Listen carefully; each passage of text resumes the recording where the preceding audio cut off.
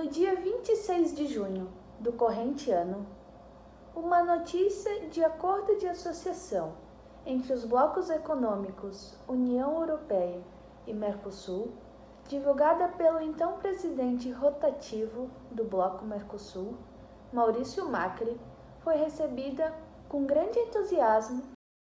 O presidente da República, Jair Bolsonaro, classifica o momento como histórico, devido ao grande período de tentativas de fechamento de acordo. Além dele, o presidente da Comissão Europeia também classifica-o como histórico e completa. Em meio às tensões comerciais internacionais, estamos vivendo hoje um forte sinal com nossos parceiros do Mercosul, de que defendemos o comércio baseados em regras. No entanto, nem todos aprovaram essa possível parceria. Como exemplo, os partidos de oposição do Brasil e da Argentina. Na União Europeia, por exemplo, a França, que é um país com grande interesse agrícola, teve bastante hesitação na hora de fechar o acordo. A coordenadora europeia Via Campesina, que reúne organizações de camponeses e trabalhadores agrícolas, afirma que o acordo destrói o modelo sustentável de agricultura de pequenos e médios agricultores. Antes de falarmos sobre o que prevê o pacto, vamos começar com a linha do tempo, que encerrou um processo de negociação que estendeu-se por 20 anos. Tudo começou em 1995, com a assinatura do Acordo Quadro de Cooperação Interregional em Madrid. Tal acordo visava disciplinar as relações contratuais futuras. Já em 1999, foi assinado o início das negociações do acordo birregionais.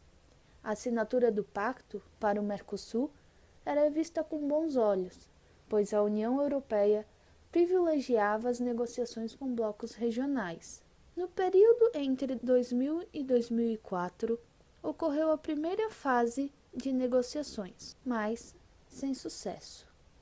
Alguns dos motivos foram: primeiro, o setor agrícola europeu era protecionista. Segundo, as propostas apresentadas não iam de acordo com as necessidades dos envolvidos. E terceiro, o crescimento da China no comércio mundial, junto com as agendas nacionais, estavam com maior importância. No ano de 2016, que o acordo realmente começou a fluir, pois foi incluído ofertas de acesso ao mercado de bens, serviços e compras governamentais. A parte comercial foi finalmente aprovada em 2019 em Bruxelas.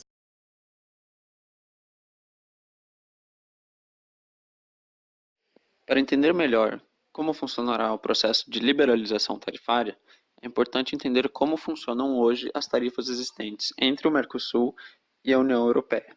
Como dito anteriormente, a União Europeia adota políticas protecionistas com relação à agricultura de seus países membros, enquanto possui tarifas bem flexíveis no setor industrial. Até por isso, mais de 94% dos produtos que vêm da União Europeia para o Brasil são manufaturados, enquanto as exportações brasileiras para a União Europeia são mais equilibradas, com os produtos manufaturados e os produtos básicos, correspondendo por mais de 40% cada grupo. Mesmo assim, a tarifa média de importação, tanto no Brasil quanto na Europa, são parecidas. No Brasil é 10% e na União Europeia 12%. A diferença é que lá, 32,9% dos produtos agrícolas enfrentam barreiras que não dependem do valor importado. E no Brasil, esse tipo de tarifa não existe. Além disso, a tarifa máxima europeia para produtos agrícolas é de 235%, enquanto no Brasil é de 35%. Um dos pontos principais, então, da negociação foi no setor agrícola. Com o fim das negociações, é possível ver como ficarão agora as tarifas durante o período do acordo.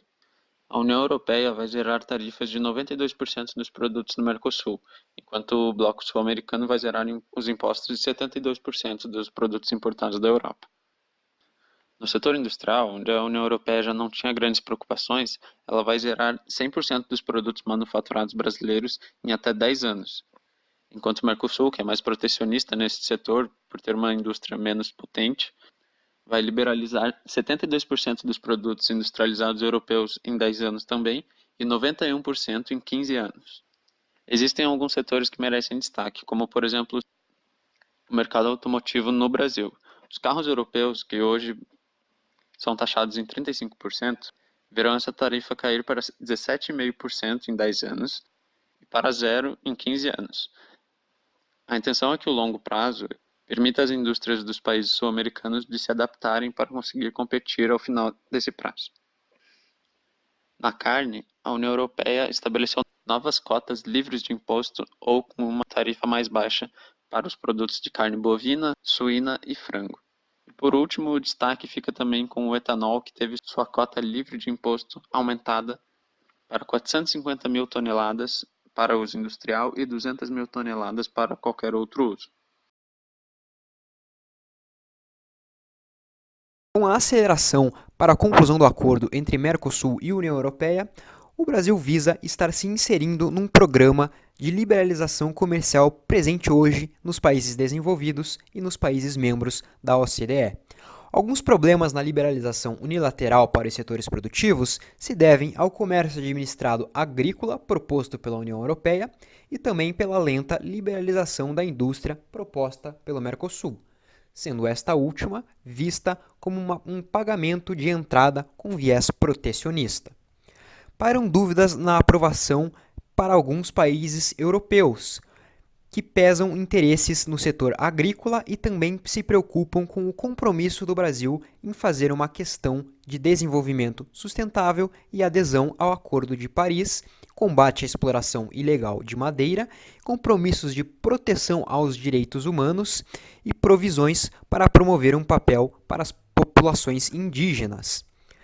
Este último ponto foi colocado à prova recentemente no caso de incêndios e queimadas na região da Amazônia, que causou tensões entre o governo francês de Emmanuel Macron e do governo brasileiro de Jair Bolsonaro.